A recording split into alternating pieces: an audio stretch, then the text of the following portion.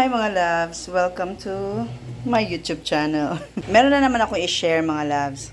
Itong my meat. Until now, hindi ko pa rin alam paano siya basahin. So, 1 year na ito sa amin mga loves. 1 year na ito. Last year ko ito nabili. Ginagamit ko siya everyday of course kasi ano kasi ito mga loves.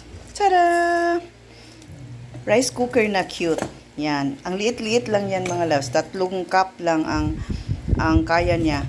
Mga ganito lang kalaki na cup. Maliit lang din ito mga loves.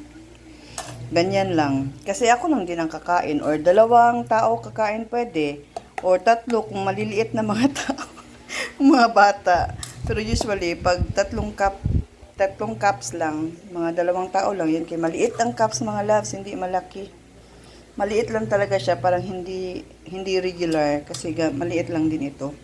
Pang ano lang talaga ito mga loves, pang maliitang pamilya or pang isa lang katao. Magluto kasi ako ngayon.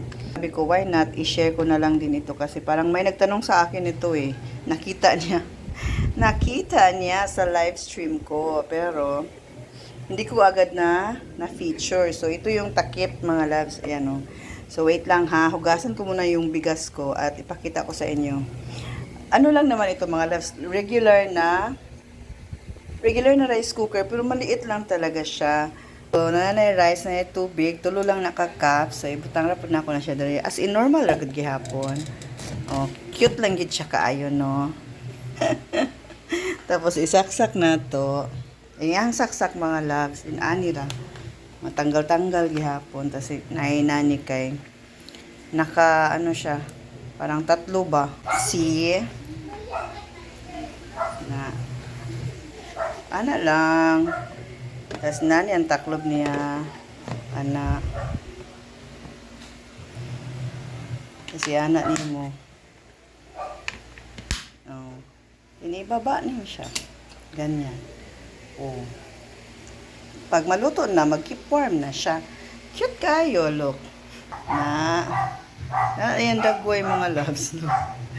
Look, so cute. Yan. Oh. Ganyan lang. Ganyan lang siya ka-cutie. Sa Black App ko man ito nabili. Usong-uso kasi ito last year. Grabe yung hype nito. Maganda naman kasi, pero marami pang klaseng na maliit din. Marami namang iba-ibang brand na may mga maliliit na rice cooker. Pinili ko lang talaga ito. Hindi ko rin alam bakit. Nadala sa hype siguro. Yan. So, tingnan natin mamaya ha. Kay maluto na siya. Tanawon na to. Ayan, naluto na gid siya guys. So, ito na yung tanggalon dere para matanaw na nato. Ana lang ang 3 cups guys. Di pa guys siya makaawas. So, kung butangan ni muna og 4 or 3.5, muawas na siya. Sakto ra gid ang 3 cups. Kay 3 cups raman jud yang sukod. Ana lang. So, naluto na siya. Lami po yung pagkaluto. Depende ra po na sa bugas. Kung sa nga bugas imong lutoon. Basta kay 3 cups. Okay. So, if you like, ibutang na ko iyang link. Pangitaon ako to and I will try my best na ibutang iyang link. So, mao niyang brand. Mameti or Mamate. Mameti or Mamate ambot unsaon pagbasa, dili kay ko sure. Basta kay mao na siya ang brand. I hope nakatulong na naman ang ating video for today. Marami naman ding ibang brand, pero ito lang kasi ang na-try ko na ganito kaliit. That's all for today's video. Thank you all so much for watching. See you all in my next one. Be blessed and be a blessing to others.